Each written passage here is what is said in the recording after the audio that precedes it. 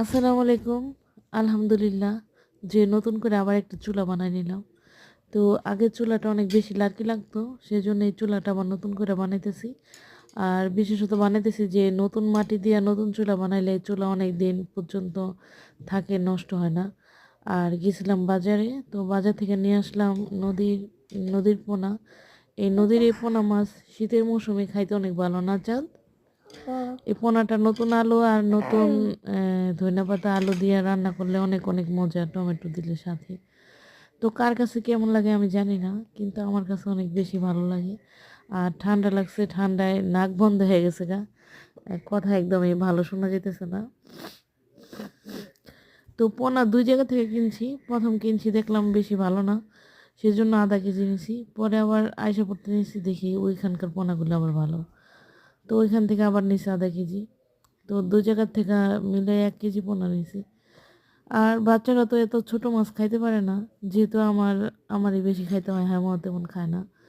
আর আমার নদীর মাছটাই বেশি ভালো লাগে। আর এই খোলা মাছটা কিন্তু অনেক মজা। খোলা মাছটা দেখলাম সাইজের আকারটা একটু বড়, তো এটা নিয়ে নিলাম। খোলা মাছটা কিন্তু ভালোই স্বাদ, অনেক অনেক স্বাদ, এটাও নদীর একটা মাছ। আর এই যে নিলাম ইলিশ মাছ। ইলিশ মাছও নদীর মাছ। ইলিশ মাছ কিন্তু আপনার এই শীতের মধ্যেও খাইতে ভালো লাগে। আর বর্ষায় তো কথাই নাই, বর্ষার মধ্যে একদম অতুলনীয় স্বাদ ইলিশ মাছের। তো ইলিশ আসলে এটা এমনি এমনি জাতীয় মাছ হয় নাই। এটা যেভাবে রান্না করা হোক, ভাজা হোক, ঠিক যেমনি এটা রান্না করুক বা ভাজুক, ওই অবস্থায় খাইতে অনেক বেশি ভালো লাগে। তো এই যে মাছ সব কুইটা ধুয়ে নিলাম। কুইটা ধুয়ে এখন প্যাকেট করতেছি, যেহেতু এত মাছ তো আসলে একদিনে তো খাওয়া সম্ভব না। তো যেহেতু আমরা মাত্র 2-3 জন মানুষ, হ্যাঁ। আর এই যে পোনা মাছ রান্না করে নিলাম। পোনা মাছে দিয়ে দিলাম ধনিয়া পাতা, পেঁয়াজ কুচি, পেঁয়াজ পাতা কুচি। আর ধনিয়া পাতা আমাদের নিচের বাগানে ছিল, এখান থেকে ছিঁড়াই না। আর পেঁয়াজ পাতা ছিঁড়াই না দিয়ে দিলাম পোনা মাছের মধ্যে। তো আমার মাটির চুলায় রান্না করতে অনেক অনেক বেশি ভালো লাগে।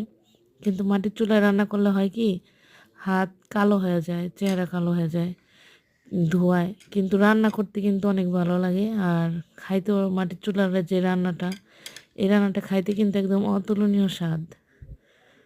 তো আমার আসলে কেমন যেন একটা মানে লাগে যে গ্যাসে রান্না করতে ভালো লাগে না, মাটির চুলায় রান্না করতে অনেক বেশি ভালো লাগে।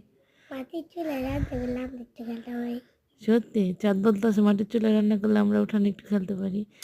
আচ্ছা, ওকে, আল্লাহ হাফিজ, বাই।